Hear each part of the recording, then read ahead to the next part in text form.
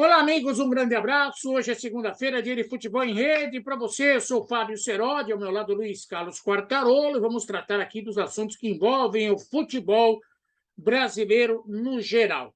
Boa tarde, boa noite, bom dia, seja a hora que for que você esteja assistindo o programa.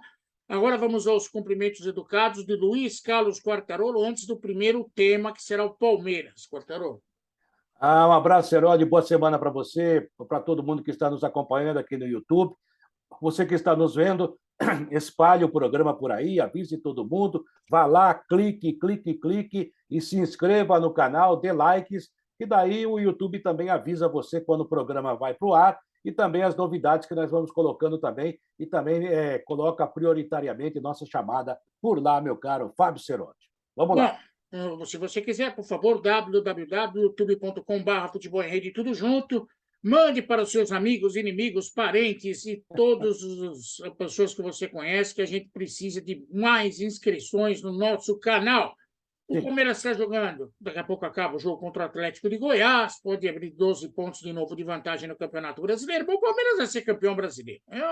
Já é, já é. Não vamos ficar esticando. Agora é questão de saber quando chega o Papai Noel. O resto já foi. Mas a respeito do Palmeiras, tem uma bomba, Quartarolo. Opa! Parem as máquinas. A dívida do Palmeiras com a Crefisa, 84,3 milhões de reais. Isso daí, essa dívida, está relacionada à venda de jogadores contratados com apoio da Crefisa. A negociação, por exemplo, do Borja, do Vitor Hugo, do Bruno Henrique, Thiago Santos, o empréstimo do Dudu. Tudo isso daí ajuda a bater a dívida, mas o problema é que o Palmeiras tem que pagar a Crefisa. Guerra e Davidson, por exemplo, chegaram ao Palmeiras com aporte da patrocinadora, mas deixaram o clube ao término do contrato. Isso significa dizer que o dinheiro não veio. E aí, o que está acontecendo no Palmeiras?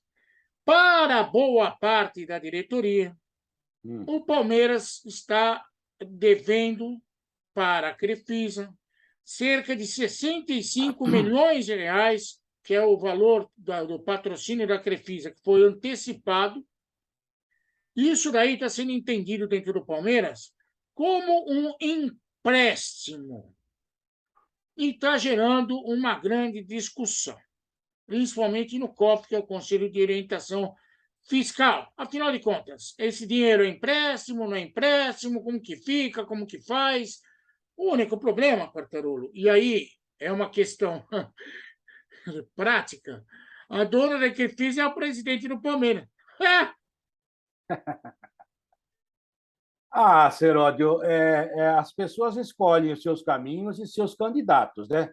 E depois não pode reclamar também da situação. Eu acho que legalmente isso tudo vai ser contornado e vai ser ajustado dentro das leis brasileiras. Já houve esse problema aí, que não é, na verdade, um grande problema, antes mesmo da Leila ser presidente, porque havia essa coisa de, olha, ela botou dinheiro e não botou, não declarou no imposto de renda, coisa que eu valho, o Palmeiras também não tinha declarado, e a Receita Federal foi para cima do Palmeiras. Por isso que agora tem esse desencontro ou encontro de contas, mostrando quanto que o Palmeiras deveria ou deveria pagar e quanto a Crefisa deveria pagar, embora ela tenha uma quantia que ela coloca no Palmeiras anualmente, mensalmente, por causa do contrato de parceria, que daí faz parte do jogo. Agora, o que não bate, né, é que assinar de mim para mim, ou seja, eu sou dono e eu sou presidente. Eu sou presidente e eu sou dono. Então fica uma coisa, sabe, falta realmente alguém aí no meio para fazer uma parede e para mostrar juridicamente o que está acontecendo. Eu acho que não haverá problema, mas é um negócio meio, diríamos, incestuoso, seria a palavra? É um negócio assim meio complicado para explicar. Nebuloso é a palavra. Como é que é? Nebuloso. Você entendeu. Agora, É. a verdade é a seguinte: quem escolheu a presidenta ou o presidente foram os conselheiros. Eles sabiam que isso podia acontecer. Todo mundo sabia que a dona Leila, há muito tempo, ela é presidente também da empresa. Ela e o Lamar, que é o marido dela, são donos da Crefisa, da FIAM, que são empresas que patrocinam o Palmeiras. Se eles aceitaram esse tipo de coisa, eles podiam chegar e falar assim: não, não, a senhora pode ser presidente do Palmeiras, mas vai ter que se afastar da sua empresa, ok? Porque para não haver, sabe, esse tipo de coisa, conflito de interesse. Mas isso me parece não foi pedido e nem está no Estatuto do Palmeiras. Por outro lado, mesmo que ela se afastasse, ela continuaria dando pitaco, continuaria tendo uma grande influência, seria chamada de iminência parda, porque até hoje nós temos um ex-presidente da CBF que está, inclusive, correndo o risco de ser preso se sair do Brasil, aquela coisa toda, mas que continua mandando, né, Serol? Então é muito complicado isso. Complicado é. Mas é o seguinte, em primeiro lugar, essa confusão toda é uma confusão que deveria ter sido tratada lá atrás. Uhum. Deixar a coisa crescer, até porque quando se olha o dinheiro, quando você vai casar, Quartarolo, você olha os olhos da moça e esquece do resto. Ela Quando o também. Palmeiras foi fechar o matrimônio com a Crefisa, também olhou os olhos e esqueceu do resto. Acontece que a Crefisa resolveu colocar a dona dentro do Palmeiras. É um caminho que o Palmeiras escolheu? Um caminho que o Palmeiras. Ninguém está criticando isso, mas estava na cara que mais cedo ou mais tarde a figura de um iria acabar sentando no colo da figura do outro. Por isso que as coisas, quando vão ser feitas, precisam ser feitas, como diria João Antônio de Carvalho, nos seus mínimos detalhes. Que é para não acontecer M. Agora, essa discussão toda, nesse momento em que o Palmeiras vai ganhar o Campeonato Brasileiro, a Crefisa teria que dar um bônus para o Palmeiras, aí é capaz de abater o tal do bônus da dívida. Quer dizer, a coisa ficou muito mal explicada. Não tem nada de errado a Leila ser dona da Crefisa e presidente do Palmeiras. A escolha foi dos conselheiros do Palmeiras. A questão é que, na hora de colocar o verde no branco, eles não olharam os detalhes. E aí criam crises que não deveriam existir. Vai ter crise contábil sempre nessa relação. Sempre, sempre. Não sou eu que estou colocando olho gordo na parceria do Palmeiras. Mas se até com a Parmalat deu M, imagina com a Crefisa. Vai dar um dia. Você pode esperar que vai dar um dia. E a hora que a dona Crefisa, que é a dona Leila, resolveu subir no tamanho, aí ela fala que vai embora, tira todo o dinheiro, leva o português para ela, e aí vai ficar pior a emenda do que o soneto. Por isso que as coisas devem ser feitas nos seus mínimos detalhes para não ter problema posterior. Eu fiz questão de trazer esse assunto, até porque o Palmeiras já é campeão do Campeonato Brasileiro. Falar que o Palmeiras vai jogar não interessa para mais ninguém. O que está jogando, né? Tá jogando. O que está jogando não interessa para ninguém. Interessa que as coisas no Palmeiras ainda não são totalmente claras, cristalinas. E, com certeza, Quartarolo, conhecendo política de clube como eu conheço, o fato de ela tirar a cadeira de alguns vitalícios já provocou esse tipo de cisânia. Não, sabe o que é? Ela não precisa ser transparente, Serodi, nesse aspecto. Não, ela Para mim. precisa ser transparente. Não, Ela não, não é não, dona do Palmeiras. não, eu vou chegar lá, Serodi, calma. Ela não precisa ser transparente para mim, para o Seródio, para ninguém de nós. Mas ela precisa ser transparente para a Receita Federal, para as autoridades contábeis do país e para o seu conselho.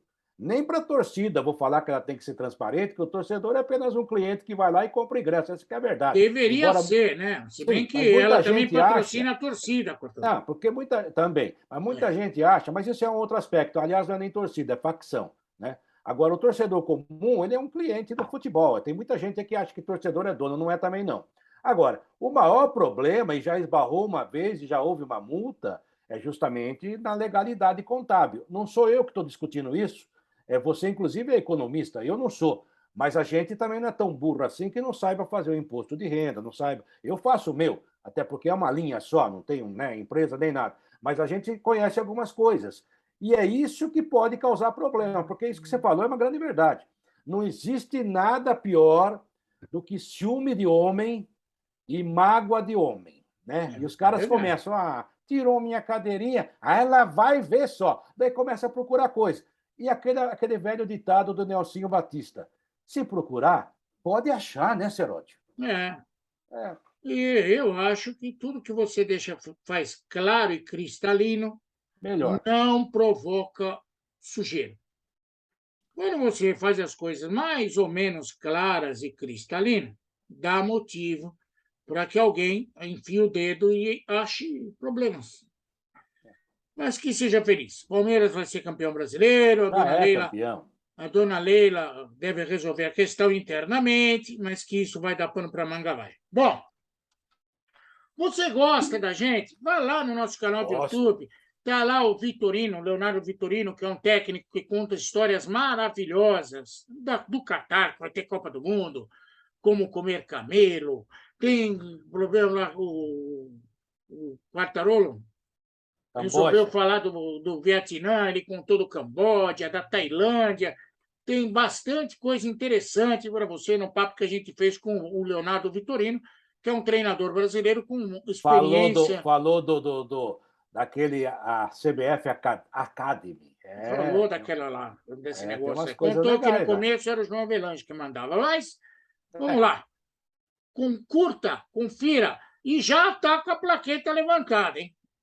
Quem vem? Na terça-feira sai Leonardo Vitorino, entra Adãozinho. Já que nós falamos do Palmeiras, Adãozinho, jogador do São Caetano, do Palmeiras, com vasta experiência, Sampaio Corrêa, América de Natal, tem muita coisa legal. Então, curta ainda o Leonardo Vitorino e se prepare para receber de braços abertos a entrevista do Adãozinho, que irá ao ar já nesta terça-feira. Quartarolo, depois do Palmeiras jogar, quem joga é o Santos. Vai pegar o Juventude, que é o pior time do Campeonato Brasileiro. Tá jogando, né? O Santos não tem Soteldo, não tem Maicon, não tem Matson, não tem Natan. Tem ninguém? E aí? Sabe quem é que foi relacionado? Um Miguelito. Quem Miguelito? Você não sabe quem é o Miguelito? Não sei quem é Miguelito. Miguelito é um raio que vem de Bolívia. ¿La Bolivia? Sí, tiene 18 años. 18 años. Los rayos bolivianos fueron relacionados por la primera vez.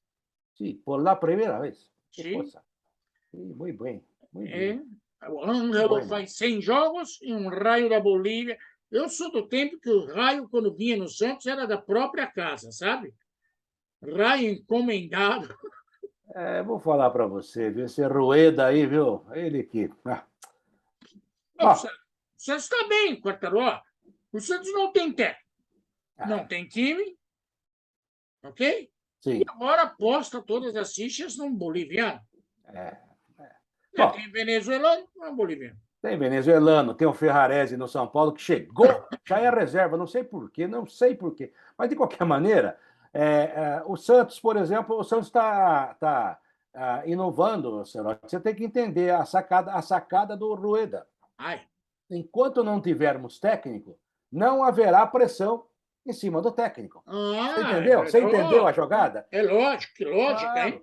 Claro. Por exemplo, como é que a torcida do Santos hoje deve ganhar do Juventude, tem que ganhar, aliás, é obrigação ganhar, daí vai a 40 pontos. Mas vamos supor que acontecesse um desastre, alguma coisa assim, qualquer jogo. Eles não podem nem vaiar o técnico, porque não tem técnico. Então, olha a sacada, inteligentíssima. Aí vai vaiar o lateral direito. Não tem lateral direito, não precisa vaiar. Quer dizer, economiza o grito da torcida e economiza nos cofres. Você tem que entender essas coisas, Serote. Será que não foi essa sacada, não foi do comitê de indigestão? Pode ter sido, que os caras lá são geniais. São todos negociadores de dívida, grandes bancos, mas no Santos são uma merda. Que coisa. Aliás, o Rueda já é presidente, diretor de futebol, parece que toma conta da faxina, massagista. Também massagista, auxiliar do técnico, e logo, logo ele estará assumindo a Balsa Santos Guarujá. Ele faz tudo. Não, e vai limpar a praia também, vai varrer a praia. Vai varrer a praia. Eu vou te contar. Ô, Quartarolo, eu sei que dói no coração, até porque o meu time é quase igual ao seu, passamos por situações idênticas, mas é Copa Sul-Americana e lamba os beijos. Não. Para mim é assim. Tem que chegar naquela nota de corte, que a melhor é 45 pontos, mas, segundo o seu amigo Alegrão, com 42, 43 vai escapar. Então, se chegar nisso, e não é difícil chegar, nem São Paulo, nem Santos, é claro, pode chegar até um pouco mais acima. E como você sabe, com essas classificações aí, índices técnicos da Conmebol e da CBF, vai ter time, inclusive, que está caindo e vai para a Sul-Americana. Então, para ir para a Sul-Americana, não precisa fazer tanta força. O problema é passar vergonha de novo no ano que vem, né, Cerotti? Mas não tem jeito, precisa ter time também. Não tem nem treinador, precisa ter time. É complicado, é uma não situação. Tem diretor, não tem treinador, tá complicado. Só tem goleiro. Mas se fazer o quê? Ainda os caras pegam no pé do goleiro. Meu Deus do céu. A única coisa boa que tem no time. Bom, o Santos que vai seguir o seu calvário. Por favor, visite o nosso site www.futebolemr.com.br. Márcio Trevisan escreveu hoje, falando da bola. O Quartarolo escreve, eu escrevo, o Fred Batalha escreve, todo mundo está. O Lucas Neto escreve, dessa vez o e-mail não chegou, mas ele vai chegar. As coisas vão caminhando, por favor, visite o nosso site, dê uma força para os velhinhos aqui que eles precisam. Bom, falaremos agora do Corinthians, que é o grande tema da semana. Primeiro, porque o Corinthians vai fazer o primeiro jogo da final da Copa do Brasil contra o Flamengo. Aliás, Quartarolo, vai ter live, Quartarolo? Vai, estaremos aqui. Live pós-jogo no Instagram, é isso? Logo após no Instagram, vamos analisar esse jogo ponto a ponto, com você corintiano, com você que não é corintiano, com flamenguista, porque é o grande jogo da semana, né, Cerotti? É o grande jogo da semana. O Corinthians venceu o Atlético Paranaense. Aliás, eu vi o jogo. Quartarolo, sabe, não é que eu queira pegar muito no pé, não, mas o Corinthians abriu 2-0 e no segundo tempo, dormiu. O empate seria justo, sabe?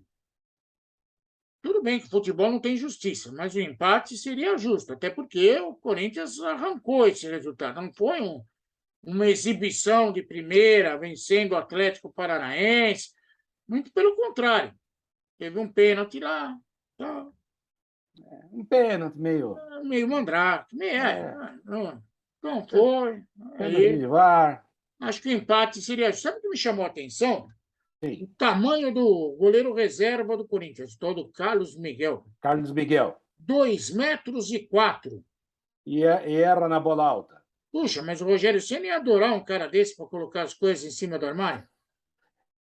Ele de um lado, o Colorado do outro. E o Cássio não jogou, mas o Cássio, segundo informações do próprio Pereirão, tem um trauma no pé direito, mas estará em campo contra o Flamengo. Aliás, o Maicon deu uma desfilada no gramado. Esse não vai jogar, tá, Quartarolo? O Maicon não tem condição física de suportar sequer um tempo de jogo contra o Flamengo. Mas não vai nem para o banco? Ele fica lá, de alegorias e adereços. Não tem ritmo, voltou agora. Um planejamento do Pereirão ficou meio estranho a situação do Maicon. Eu não sei se o Pereirão já confia no Fausto. Vera. Mas eu acho que ficou meio estranho.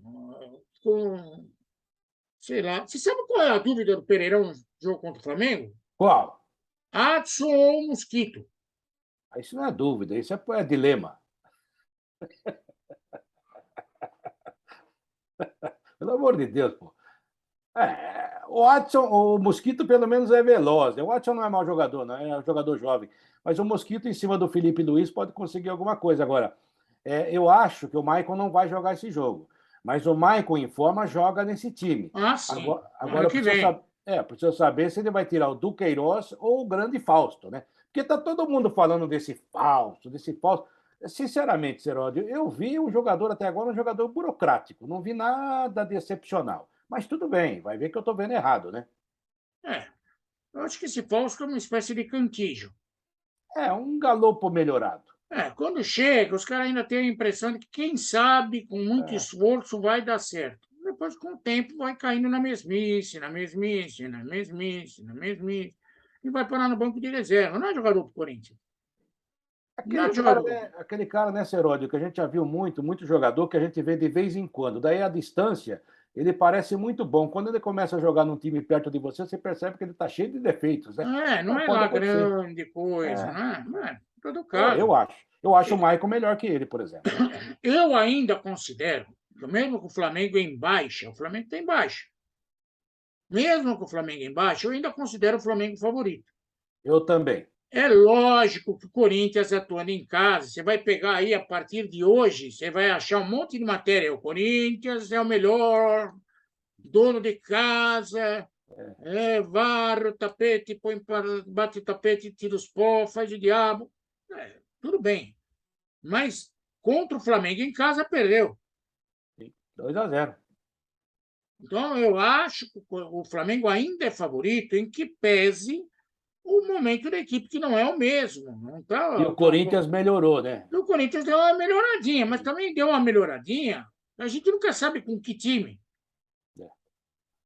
Depende do Renato Augusto. Se ele jogar, o Corinthians tem muita chance.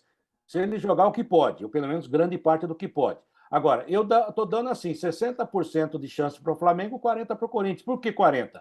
Porque o Corinthians é um time muito forte, tradicional, joga em casa, todos os ingressos vendidos, e há ingredientes a favor do Corinthians. Só que o Flamengo é muito mais forte, na minha opinião. E aí, tem o dilema do Pereirão. Você sabe que o Pereirão foi questionado, ele falou que já sabe o que ele quer. Não me diga. Já sabe. Tá bom, então. Diz que a família dele também já sabe o que ele quer. É? Bom. Tá bom. Por que não abre a boca e resolve de uma vez? Porque ele não quer que a gente saiba o que ele quer. É um direito dele, é um direito dele. É um direito dele. Mas Tá se na ele cara sabe... que ele está esperando aí os jogos da Copa do Brasil, né, Será? Ou para se despedir por cima, ou para... Não deu certo. Infelizmente, não deu certo. Eu não consigo entender essas lógicas absolutas que o futebol tem. Se o cara sabe o que quer, por que não fala logo numa vez para de encher o sol? Tudo claro. Tá bom. Bom, agora eu vou elogiar o Corinthians. Você está preparado, Cotarone? Estou preparado, pode falar. O Corinthians divulgou que vai ter um busto para o nosso querido Basílio. Esse busto deverá ser apresentado ao público no dia 13 de outubro, data de 45 anos exatos da conquista do título paulista de 1977. Acho que é uma medida justa, um tanto quanto atrasada, mas justa. Afinal de contas, outros jogadores também importantes do Corinthians receberam um busto lá. O Ronaldo Giovanelli está lá, o Vladimir está lá, todo mundo, isso é merecido. Mas pela história, pelo histórico da conquista, nada mais justo do que o Basílio ter um busto ou alguma coisa relembrando esse momento ímpar da história do clube. Demorou, mas parabéns ao Corinthians por fazer essa justa homenagem ao Basílio, Portadão. E tinha que fazer mesmo, e não só para o Basílio, para aquele time todo, né? Porque foi um divisor de águas. O Corinthians não ganhava há muito tempo, aí voltou a ganhar naquele título contra uma equipe fortíssima, que era a Ponte Preta, que, aliás, tecnicamente era melhor que o Corinthians, era uma seleção, mas o Corinthians é o Corinthians, né? Daí vai de encontro aquilo que a gente acabou de falar, né, senhor? O Corinthians é um time que você não pode desprezar nunca. E o Basílio acabou catalisando tudo daquela final, justamente por ter feito o gol do título. Mas há grandes jogadores, o próprio Vladimir, que você citou, jogou demais, o Tobias, goleiro, morreu há pouco tempo o Ademir Gonçalves, inclusive, uma coisa muito triste, que a esposa dele faleceu no próprio velório do marido, né, lá em Santa Bárbara do Oeste. Ou seja, o Russo foi embora, né? Então, tem certas coisas que não dá tempo você também ficar esperando. E João Roberto Basílio significa tudo isso, né? O Vaguinho está aí, entendeu? Tem o Geraldão, então, Palinha, que foi um jogador de suma importância, o Vanderlei Eustáquio de Oliveira, Palinha, que depois jogou no Santos, grande jogador do Cruzeiro de Belo Horizonte, jogador extraordinário, que fez o Corinthians mudar a feição. E depois chegou o pessoal de 90, que ganhou o primeiro brasileiro, e que também levou o Corinthians a uma outra categoria. Eu acho que esse tipo de história você não pode, sabe? Daqui a pouco a gente vê. Tem que realmente reverenciar os caras, viu, Cerote?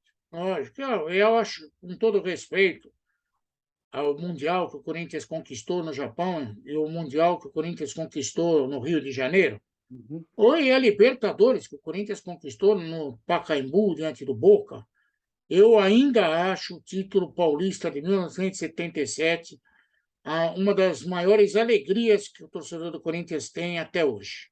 É algo fantástico na história do clube e que nunca deve ser esquecido. Parabéns, se bem que um pouquinho atrasado, mas parabéns. Nunca é tarde para se reverenciar a sua história. Parabéns. Se você gosta da gente, Quartarolo, bota um joinha aí. Se não gosta, negativo, faz um diabo, compartilhe o programa. Ajude os velhinhos. Nós precisamos de uma mãozinha. nessa idade, sem uma mãozinha, não vai bem. Não vai. Não vai, não vai. Bom, falamos de Santos, Palmeiras, Corinthians, vamos de São Paulo. São Paulo, que conseguiu perder para o Botafogo. Os caras olha o nariz de palhaço, mas tinha que ir com a fantasia completa. Mas não foi um grande. Ó, a fase está tão ruim que até o protesto falhou, né, senhor? Mas aí que tá, o São Paulo numa fase, o protesto não dá certo, o time não engrena, tá feia a coisa. E toma o gol e do o Tiquinho. Presidente, que é um pé quente, quer ser reeleito. E vai, né? Eu não sei se qual é o remédio que esse cara está tomando, Cotarô. Eu acho que ele é um São Paulino doente, né? Não é falando em remédio, não, mas realmente ele gosta muito de São Paulo. Os caras gostam do São Paulo. E o Casares. Sim, eu sei disso, também gosto, sim, não sim. tem problema nenhum. Agora, o problema do São Paulo, cara, sabe qual? Por exemplo, né? Você vê o primeiro tempo não era para existir, né? Com aquela água toda. Aliás, até a drenagem no Morumbi não funciona mais. A coisa está feia. Você lembra a drenagem do Morumbi? Era uma das melhores, eu estou louco. Sim, mas, Quartarolo, quando eu escrevi no nosso site lá que o São Paulo perdeu tudo, que o São Paulo era o primeiro em organização, primeiro em novidade, primeiro em fisioterapia, centro de treinamento, São Paulo foi ultrapassado por todos os seus rivais em cada quesito. Você não acredita. Até no gramado, São Paulo foi ultrapassado. O campo do Palmeiras é de tapete, o do Corinthians é tapete com grama, e o do São Paulo continua a mesma coisa. Não adianta. O São Paulo foi ultrapassado por todos os seus rivais em praticamente todos os quesitos. Aí a coisa fica feia. O São Paulo não precisa se modernizar. O São Paulo está precisando se reinventar. Porque do jeito que a coisa está feio. Do jeito que a coisa está feio. Aí não consigo entender o cara querer se reeleger. Acaba primeiro com o que você fez, para depois você tentar a reeleição. O Quartarolo deu uma travadinha, ele vai tentar voltar já, já. Enquanto isso, eu vou continuar falando do São Paulo, que perdeu para o Botafogo. O incrível lateral direito Rafinha, que, com todo respeito, já encerrou a carreira. E o lateral esquerdo improvisado, o zagueiro Léo, estão suspensos e não vão pegar o Palmeiras no próximo final de semana dentro do Campeonato Brasileiro. Se você é São Paulino, um conselho: dispense a calculadora. Não há necessidade de ficar fazendo contas para ver se ainda vai pegar uma brecha numa pré-Libertadores na próxima temporada. Não faça isso. É dor de cabeça na certa. Primeiro que você pode ter um desarranjo emocional quando vê que os resultados que você espera do São Paulo não chegam. Segundo, o risco do São Paulo ir para tal da pré-Libertadores e passar vexame logo de cara é grande.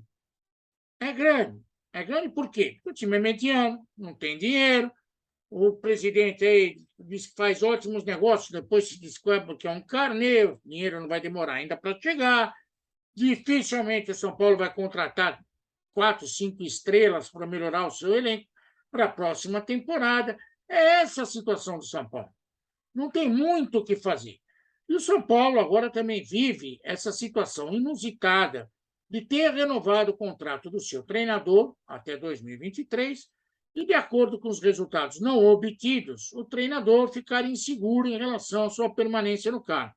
Isso tem que parar. Acabou a novela Pantanal, meus amigos. Tem mais que ficar fazendo novela com essas coisas. O Rogério tem contrato, cumpra-se. Mas sabe o que é? O São Paulo não tem dinheiro para formar um time, para ter condições de disputar título e tudo mais. Mas isso também não tinha atrás. Então, já que renovaram o contrato, cumpra-se.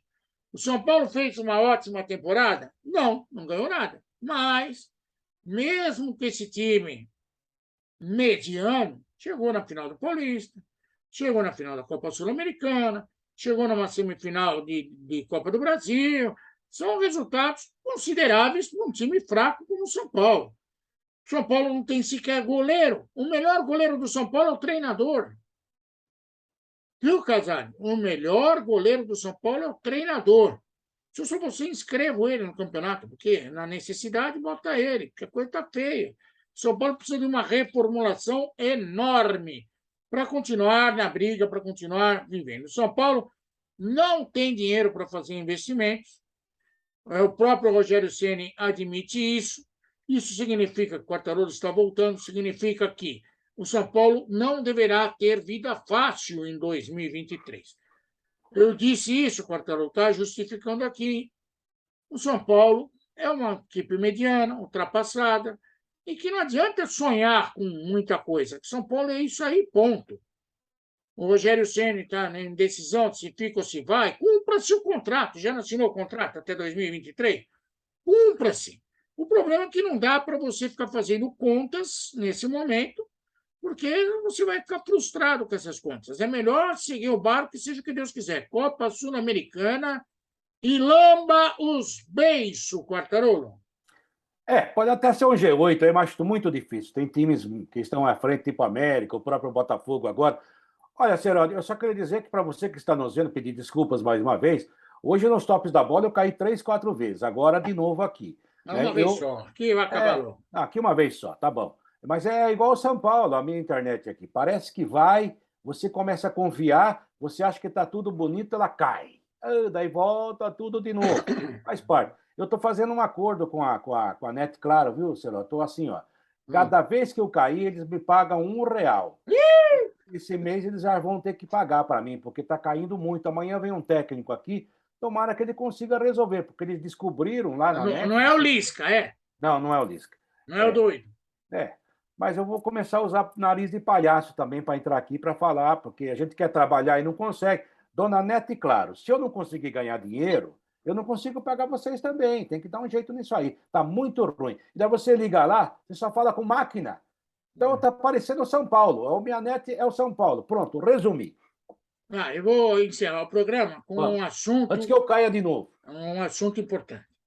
A revista 442 resolveu publicar a versão 2022 de uma lista dos 100 melhores jogadores da história do futebol. Parem as máquinas. Primeiro lugar, Lionel Messi, o melhor jogador de todos os tempos. Eu acho que fizeram essa pesquisa no... Como chama? Na creche. No bairro de Barcelona. Não, na creche. Porque os caras não viram o resto. Segundo lugar, Diego Armando Maradona. Estou falando que foi numa creche que fizeram essa pesquisa. Terceiro lugar, Cristiano Ronaldo, de Portugal. Quarto lugar, Sua Majestade é o King Rei Pelé. Das duas, uma, o Quartarolo.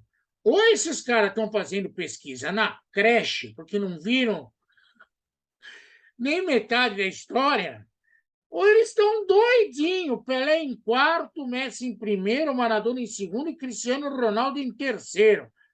Olha, Quartarolo, na moca, isso era um pé no saco, Quartarolo. Eu não levo mais em consideração essas revistas, essas pesquisas, né? Aliás, a pesquisa está embaixo, né?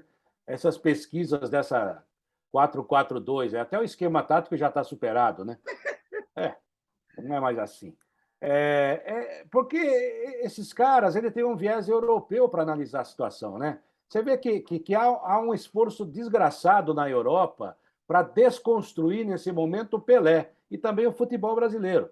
Então, por exemplo, algumas pesquisas ou algumas enquetes, algumas estatísticas tiram os gols de Pelé do Campeonato Paulista, porque para eles o Campeonato Paulista não pode ser reconhecido, porque é um campeonato estadual. Só que, eu acho assim, se tem jogo, tem árbitro, tem renda, tem adversário, o jogo é oficial. Não importa contra quem. Garanto para você, Serode, que o Campeonato Paulista é mais forte que a Taça de Portugal, que a Taça da Espanha, que a Taça da Inglaterra, que é uma grande mentira. Essas taças são a Taça da Itália. Daí vale.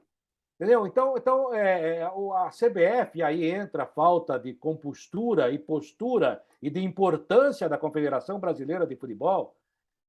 tem que se posicionar e dizer, olha, o futebol é isso aqui. Sempre se reconheceu isso aqui. Não é porque alguém, um idiota lá, acha que não é, que é verdade. Essa revista não serve nem para limpar a bunda, porque o papel higiênico é melhor.